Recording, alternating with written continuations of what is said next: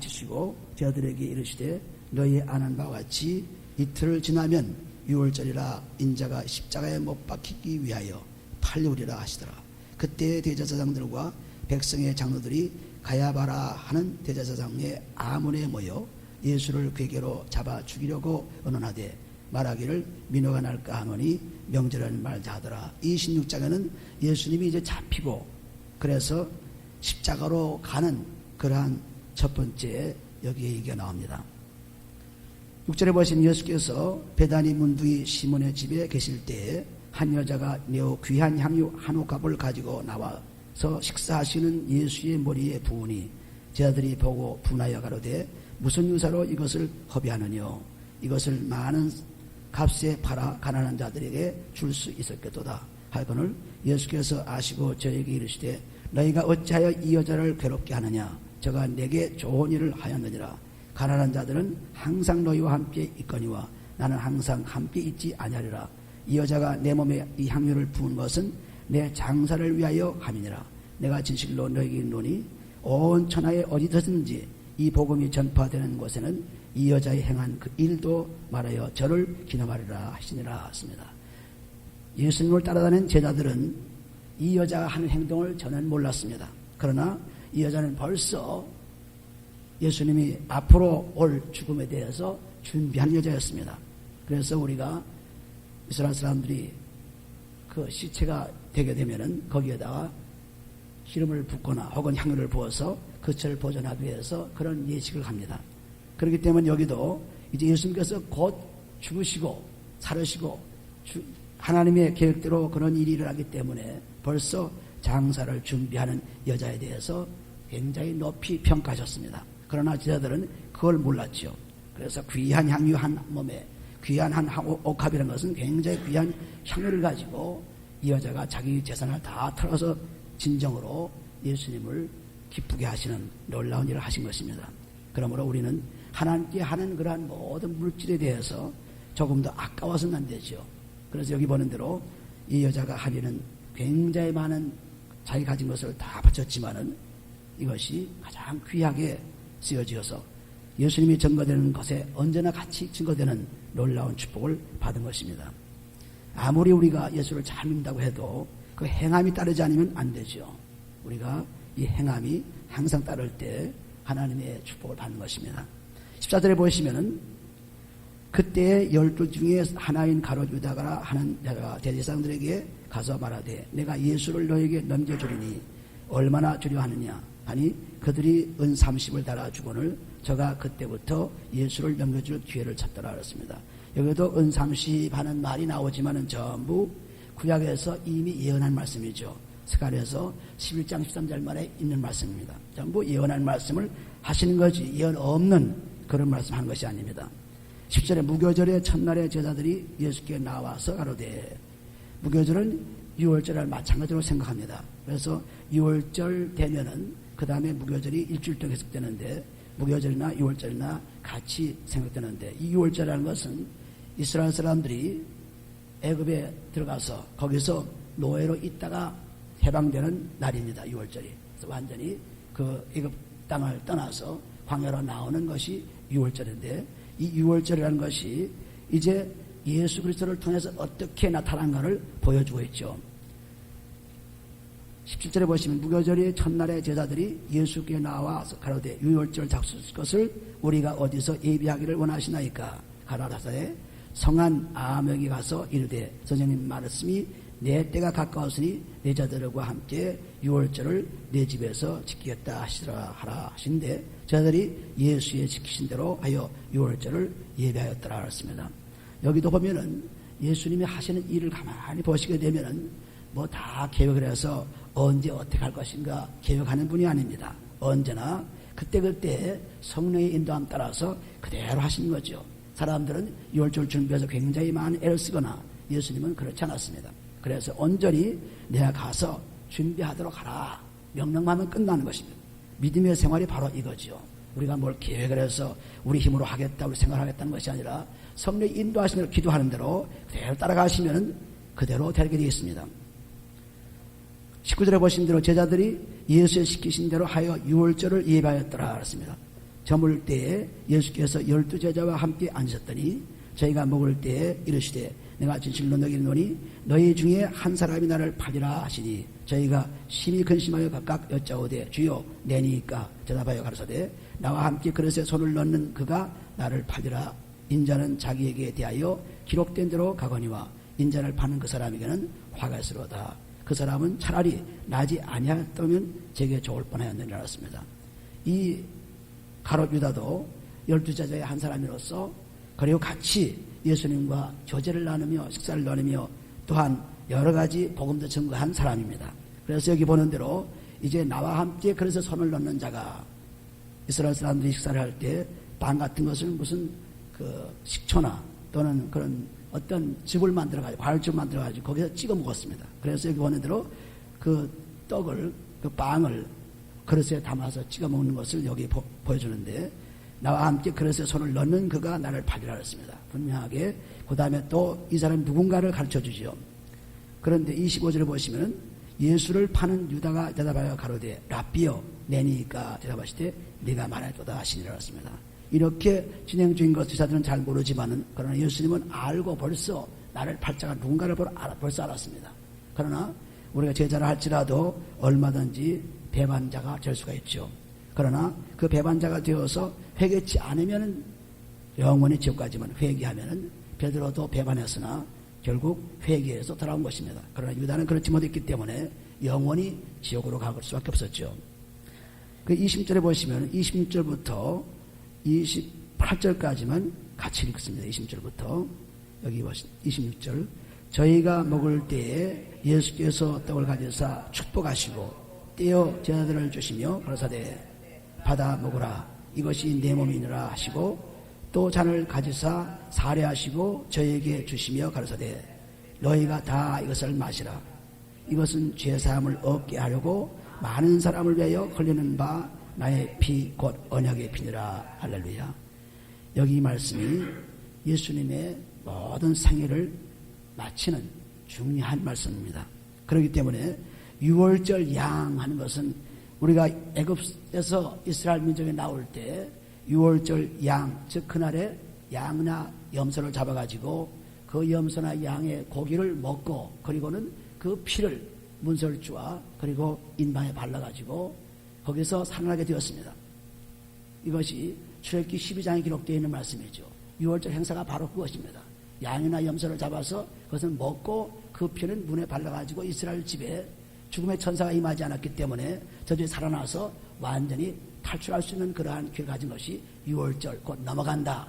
패스오버라는 말을 쓰고 있죠. 넘어간다. 그래서 온전히 이 6월절을 통해서 이스라엘 사람 살아났어요. 마찬가지로 이 타입은 다시 그리스도 그분의 피를 통해서 나타나는 것입니다. 그러므로 고린도전서 5장 7절에 보시면 6월절 양 그리스도라고 말씀했습니다.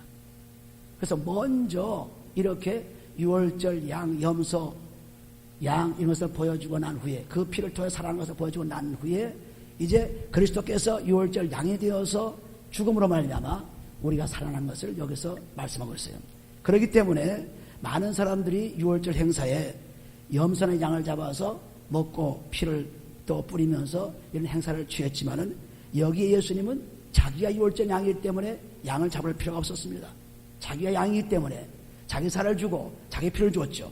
어디 양 잡았다는 말이 없습니다. 그래서 자기 스스로가 6월절 양이라는 것을 분명히 말씀하고 있기 때문에 요한복음 1장 29절을 보면은 세상 죄를 지은 어린 양을 보라 그랬죠. 어린 양, 6월절 양, 바로 그분이 그리스도입니다. 이분이 이렇게 그리스도라는 것을 분명히 말씀하시면서 자기 살과 피를 주시며 이것이 바로 6월절 양이다. 그러면 내가 이것을 먹고 마시는 살리라. 요한복음 6장 54절을 보시면은 내 살을 먹고 내 피를 마시는 자는 영생을 가졌고 그리고 마지막 날에 내가 그를 다시 살리라고 했습니다.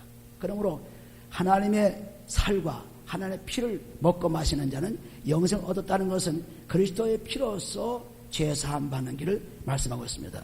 여기 28절에 보신 대로 이것은 죄사함을 얻게 하려고 많은 사람을 위하여 흘리는 바 나의 피 곧 언약 새 언약의 피죠. 그러므로 옛날 언약이 있었기 때문에 새 언약이 있었습니다. 새 언약이 나왔어요.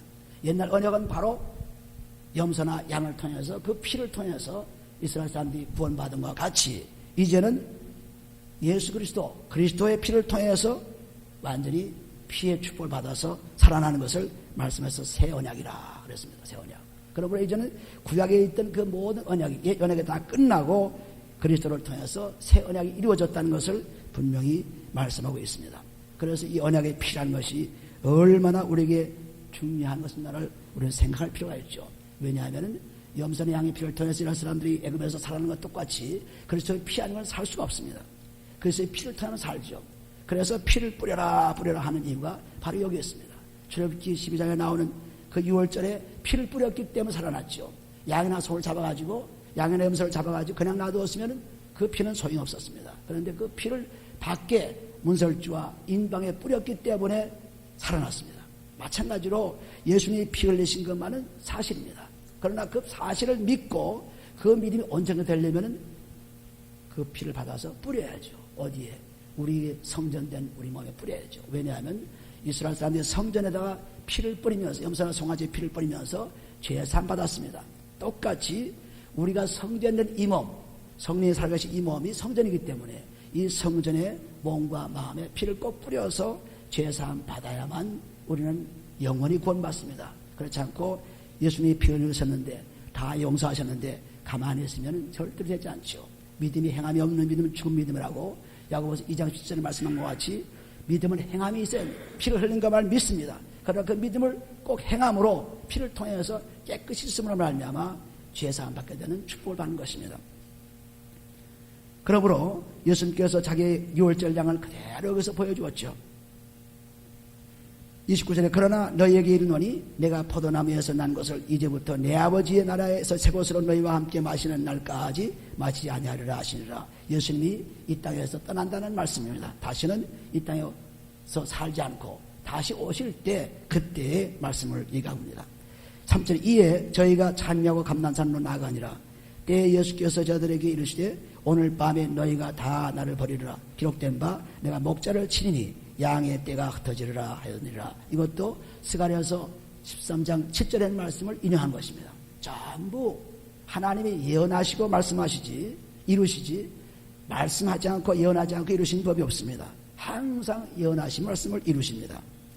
그러므로 여기 전부 구약에서 나온 말씀들을 인용하면서 그대로 은 30냥도 여기 나오는 양 목자를 치려는 그 양들이 흩어지는 것도 전부 예언에 다 기록되어 있습니다. 그 다음 31절 보시면 그러나 내가 살아난 후에 너희보다 먼저 갈릴리로 가리라. 자기가 죽고 사는 것을 그대로 예언하시고 사는 것입니다. 베드로가 대답해 가로되 주를 버릴지라도 나는 언제든지 버리지 않겠나이다. 예수께서 가라사대 내가 진실로 너에게 이르노니 오늘 밤 닭 울기 전에 내가 3번 나를 부인하리라. 베드로가 가로되 내가 주와 함께 죽을지언정 주를 부인하지 않겠나이다 하고 모든 제자도 이와 같이 말하니라. 어떤 제자도 다 예수님을 위해서 죽겠다고 하는 것입니다. 아주 결심하죠. 분명하게 말했죠. 그러나 우리 사람이 결심하고 생각하는 것은 얼마 못 갑니다. 작심삼일이라는 말도 세상에 있는 것처럼 우리가 아무리 힘을 써가지고 내가 예수를 꼭 믿으리라, 예수를 꼭 믿고 내가 천국 가리라 아무리 힘을 써도 안 돼요. 그런데 하나님은 아주 쉽게 만들었어요. 우리가 그리스도의 피로서 죄사함 받기만 하면 얼마든지 내가 이렇게 결심하리라 하리라 하지 않아도 되는 것입니다.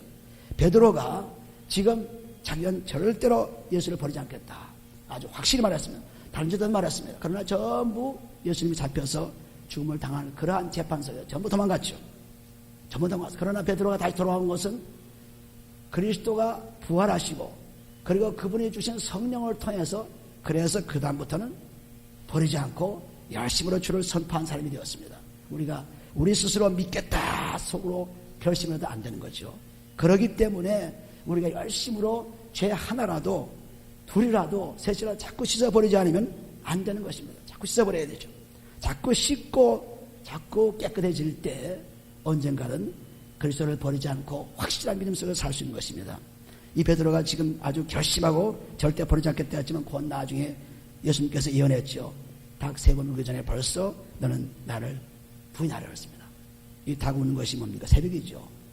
보통 자정부터 3시까지가 닭 우는 시간인데 3번 울고 나면은 그때 네가 알리라 하는 것을 말씀하고 있습니다. 30절 이에 예수께서 제자들과 함께 겟세마네로 하는 곳에 이르며 제자들에게 이르시되 내가 저기 가서 기도할 동안에 너희는 여기 앉아있으라 하시고 베드로와 세베대의 두 아들, 세베대의 두 아들 누굽니까? 요한과 야곱이죠. 가실새 고민하고 슬퍼하사 이에 말씀하시되 육신을 가진 예수님이기 때문에 죽는 자체가 무섭고 슬픕니다. 두렵습니다. 육신이 오셨기 때문에. 그래서 그분을 울기도 하고 기뻐하기도 하고 육신이 오신 그분을 나타낸 것입니다. 내 마음이 심히 고민하여 죽게 되었으니 너희는 여기 머물러 나와 함께 깨어있으라 하시고 조금 나아가 얼굴을 땅에 대시고 엎드려 기도하여 가로사대 내 아버지여 만일 할만하시거든 이 잔을 내게서 지나가게 하옵소서. 그러나 나의 원대로 마옵시고 아버지 원대로 하옵소서 하시고 여기 예수님께서 슬픔을 그리고 고민하는 가운데서 이 제자들과 함께 기도하러 산에 올라와서 기도하는 첫 번째 기도입니다. 내 뜻대로 마시고 아버지 뜻대로 해 줍소서. 사실은 제자들에게 오사 그 제자는 자는 것을 보시고 베드로에게 말씀하시되 너희가 나와 함께 하신 1시 동안도 이렇게 깨어있을 수 없더냐. 1시간도 나와 함께 기도할 수 없더냐. 시험에 들지 않게 깨어있어 기도하라. 마음에는 원이로되 육신이 약하다 하시고 그렇습니다. 우리가 육신이 약하기 때문에 참으로 기도 생활을 그렇게 하기가 힘들죠. 여기 베드로도 예수님과 같이 기도하고 있는 동안이지만은 그러나 잠들었습니다. 육신이 약해서 그렇죠. 그러니까 예수님께서 이것을 통해서도 여기 깨어서 기도하라. 힘을 들지 않게 깨어서 기도하라. 우리가 언제나 기도하지 않으면 악한 마귀에 잡히게 되는 것입니다. 그래서 열심히 기도하라. 쉬지 말고 기도하라는 말씀이 바로 그 말씀이죠. 쉬지 말고 기도하라.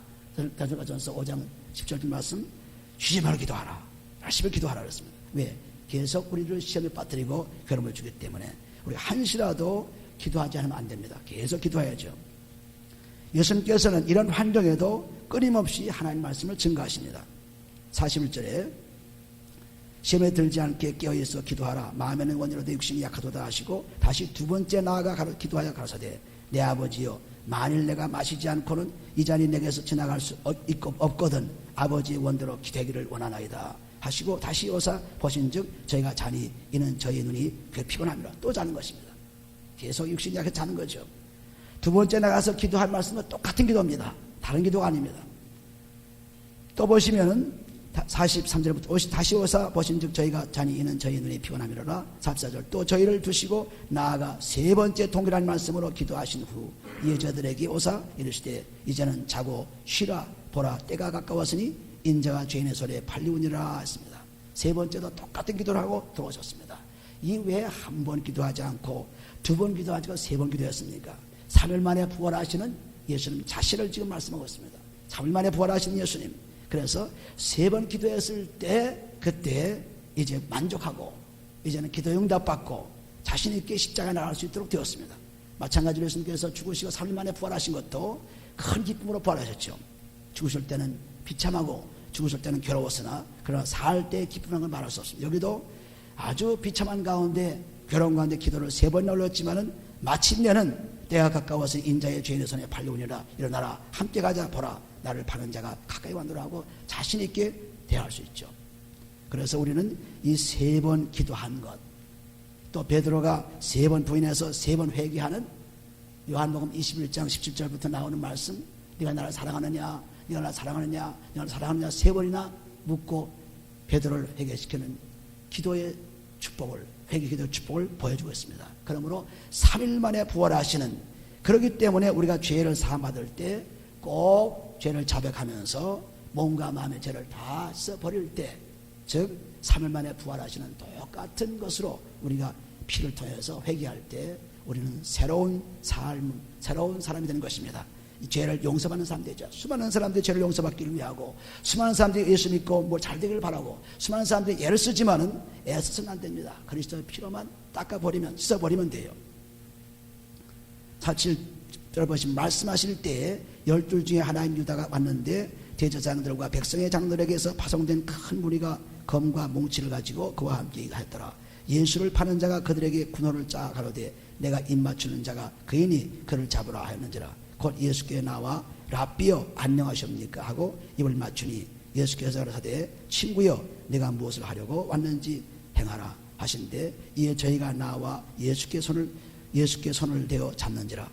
예수와 함께 있던 자 중 하나가 손을 펴 검을 빼어 제사장의 종을 쳐 그 귀를 떨어뜨리니 이 예수께서 이르시되 네 검을 도로 집에 꽂으라. 검을 가지는 자는 다 검으로 망하리라. 전부 예수님께서 그 환경 한마디 한마디가 전부 하나님 말씀을 증거하는 거예요. 제자들이 잘 때에도 깨워서 기도하라고 말씀하셨고, 여기도 제자들이 칼을 가지고 제사장의 종을 귀를 떨어뜨렸을 때 검을 가지고 쓰는 자는 검으로 망하리라고 분명히 말씀했습니다. 분명히 말씀했죠. 그래서 뭐든지 우리가 심는 그대로 거두는 것입니다. 검으로 심면 검으로 거두게 되고, 그래서 갈라디아서 6장 8절을 말해서 심대로 거두라. 심대로 거두놨습니다.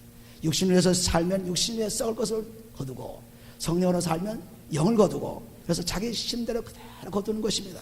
그대로. 여기 검을 쓰는 자는 검으로 망한다 그랬습니다. 53절을 보시면 너는 내가 내 아버지께 구하여 지금 12영 더 되는 천사를 보내시게 할 수 없는 줄 아느냐. 12영이라는 것은 굉장한 숫자지요. 한 영을 보통 6,000명, 한 군대 영을 6,000명으로 보게 되면 72,000명의 천사예요. 굉장한 천사들입니다. 천사를 동원해서 얼마든지 이 일을 막을 수 있다. 그러나 54절 보시면 내가 만일 그렇게 하면 이런 일이 있으리라 한 성경이 어떻게 이루어지리요 하시더라. 그래서 성경의 말씀을 이루기 위해서 내가 내 하나님의 능력을 사용하지 않는다. 72,000명의 천사를 동원해서 얼마든지 막을 수 있으나, 그러나 하나님 뜻대로 나는 가야 되기 때문에, 그래서 그대로 아버지께 순종하는 모습을 보여줄 수 있습니다.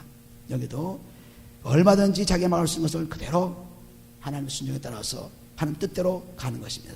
그때 예수께서 우리에게 말씀하시되 너희가 강도를 잡는 것 같이 검과 몽치를 가지고 나를 잡으려 나왔느냐. 내가 날마다 성전에 앉아 가르치는 때에 너희가 나를 잡지 아니할도다. 그러나 이렇게 된 것은 다 선지자들의 글을 이루려 함이라 하시더라. 전부 하나님이 먼저 말씀하시고 이루는 것을 그대로 하나하나 전부 기록되어 있죠. 전부 기록되어 있습니다. 그냥 우연히 그냥 되는 것이 아니고 전부 하나님 말씀들이 이루어진 거예요. 이에 제자들이 다 예수를 버리고 도망하니라. 누가복음 24장 44절 보시면은 전부 모세율법이나 그리고 선자의 글이나 시편이나 전부 내게 대해서 한 말이다. 그리스도에 대해서 한 말이다. 그러니까 우리는 성경을 볼 때마다 그리스도를 보지 않으면 안 돼요. 모세를 봐서도 안 되고 아브라함을 봐서도 안 되고 예레미야를 봐서도 안 되고 오직 그리스도를 봐야죠. 우리는 많은 사람들이 성경을 보고 수많은 사람들을 연구하고 수많은 것을 생각하고 하지만은 그리스도만 보면 되는데 성경은 아주 쉽게 풀어집니다. 그리스도를 보게 되면은. 그래서 여기도 그리스도를 전부 얘기해서 지금 이루어지는 것을 말씀하고 자신이 십자가에 못 박힌 것입니다. 57절에 보시면 예수를 잡은 자들이 끌고 제사장 가야바에게로 가니 거기 서기관과 장로들이 모여 있더라.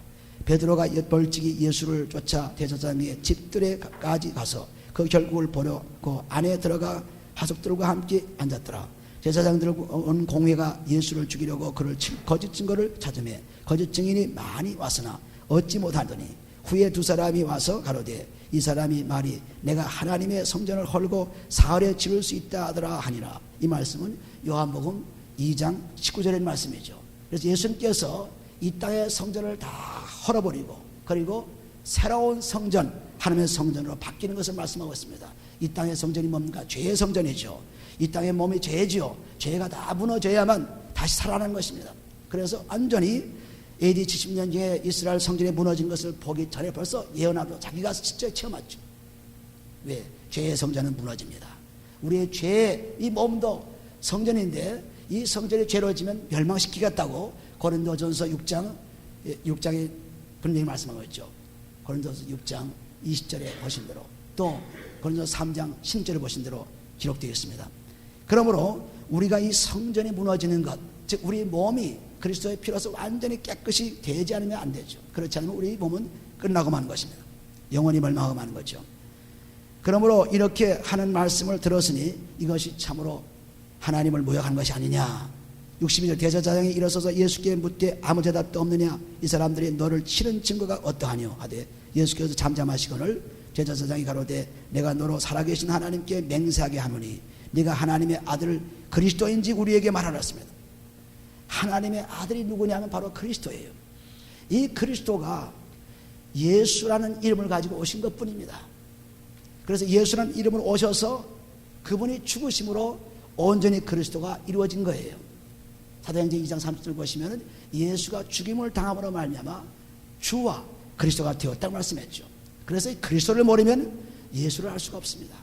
그리스도를 모르면. 그러니까 예수는 말씀이 육신이 되어서 오신 분이고, 이 그리스도는 다시 그 말씀이 외말한 말씀으로, 즉 행해진 말씀으로 그리스도가 된 것입니다. 그래서 이 말씀이 육신이 되어신 그분이 이제는 그리스도가 되었기 때문에 이 그리스도가 하나님의 아들인 것을 분명히 말씀하고 있죠. 여기 말씀 그대로입니다. 내가 하나님의 아들 그리스도인지 우리에게 말하라서. 그리스도는 하나님의 아들이십니다. 빛이십니다. 그 빛이 예수 그분을 통해서 이 땅에 육신으로 오셔서 이제 그분의 사명을 감당한 것입니다. 그럼 예수 그리스도는 죽고 살지 않으면 안 되죠.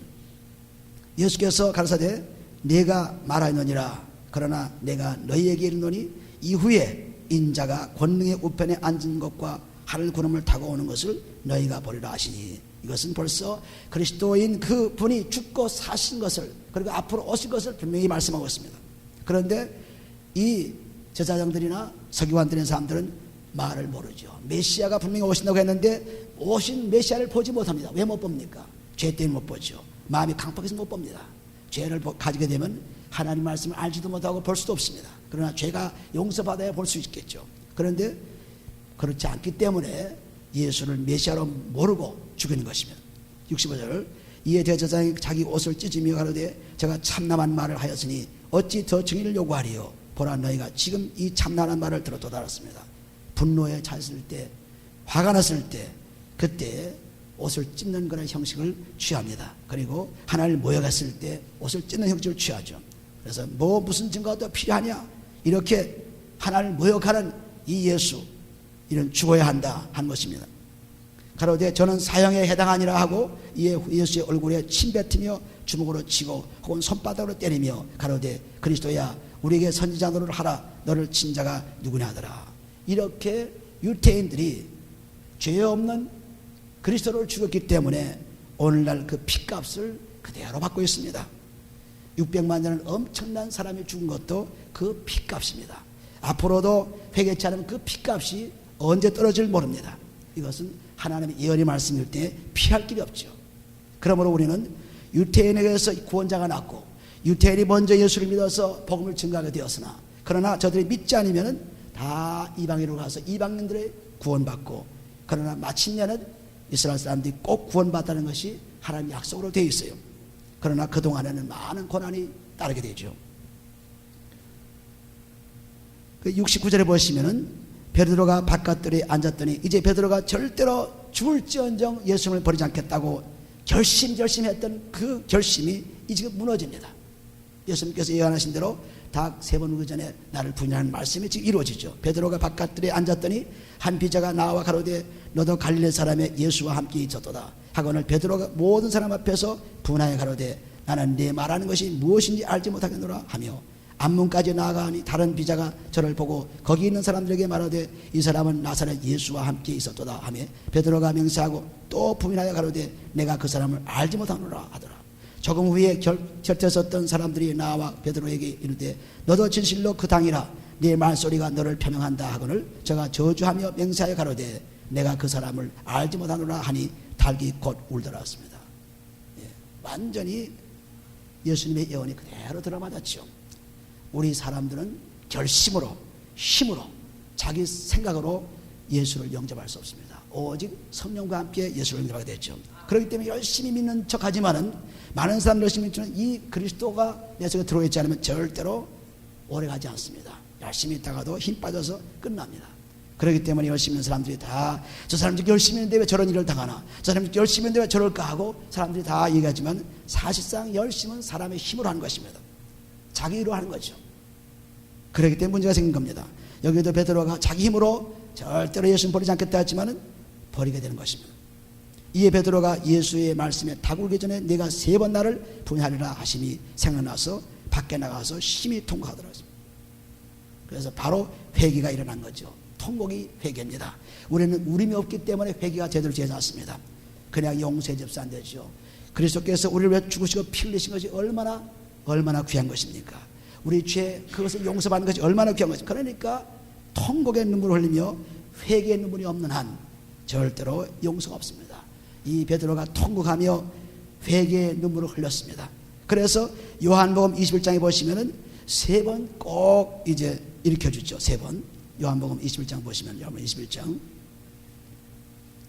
세 번이나 부인했기 때문에 세 번 회개를 주심으로 말미암아 완전히 주님을 사랑하는 것 증거가 나타났습니다.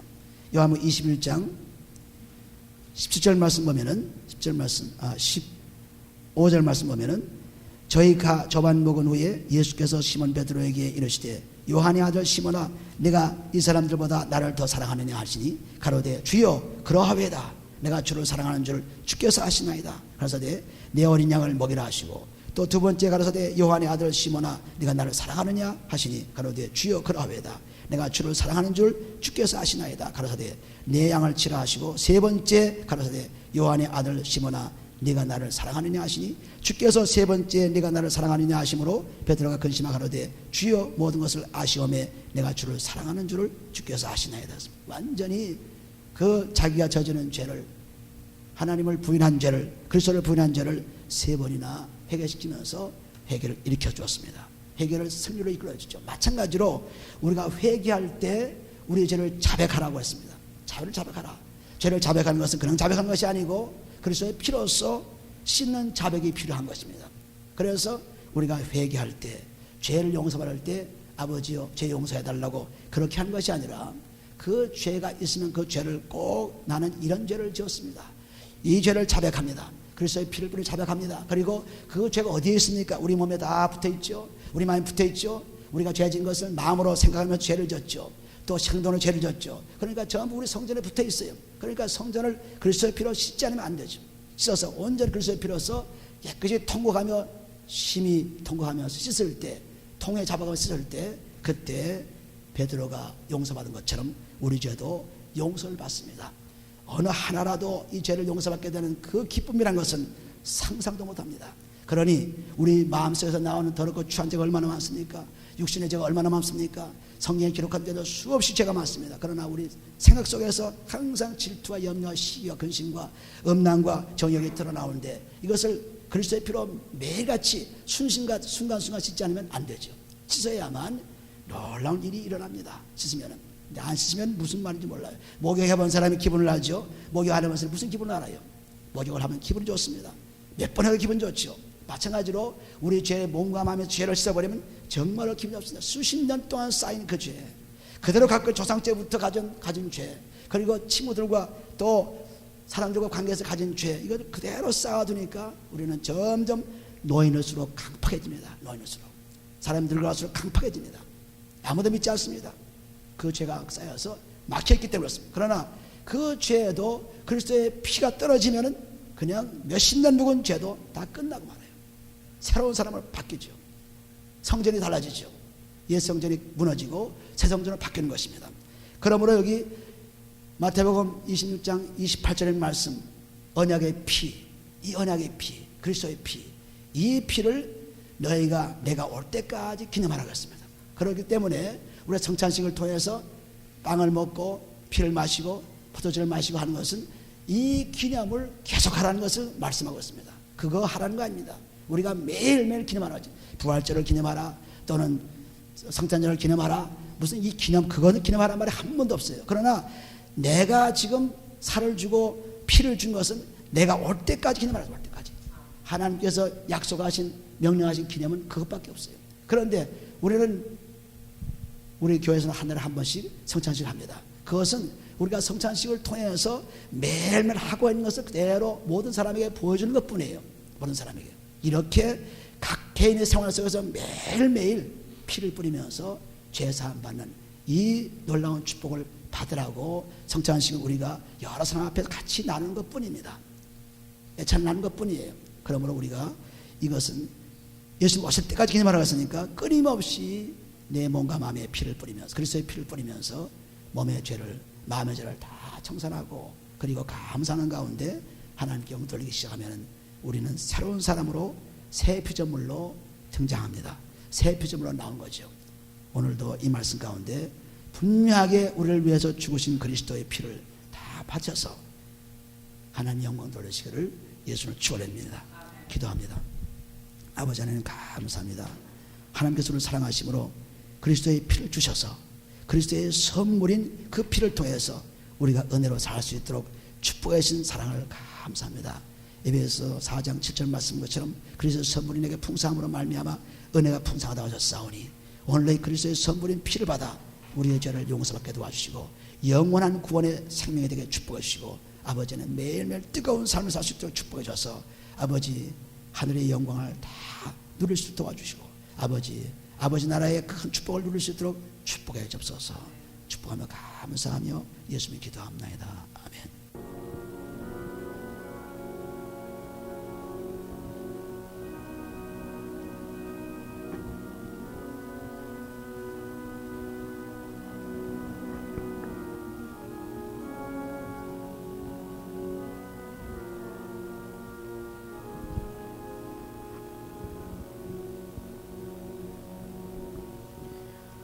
오 나의 주님 친히 배우니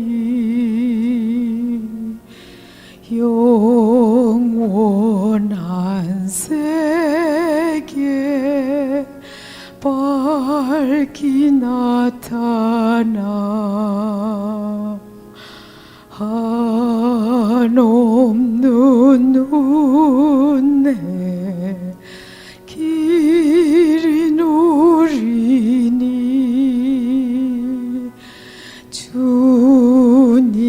주님께 모든 염려 맡기리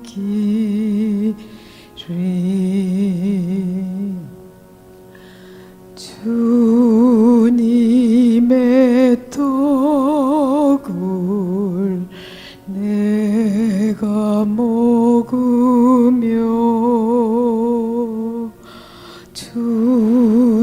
주님의 잔을 내가 마시고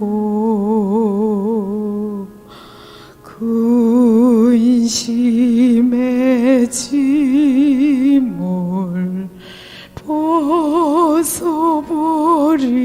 벗어버리니 죄사함 받아 내 맘 새롭다.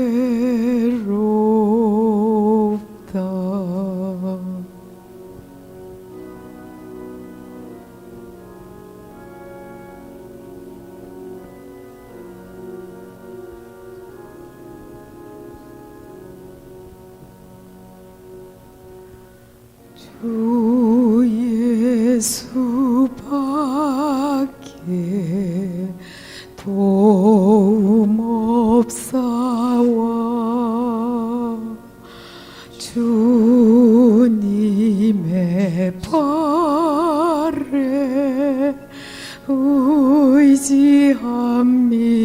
의지합니다. 주 권능으로 힘이 솟아서 나 주 안에서 만족합니다.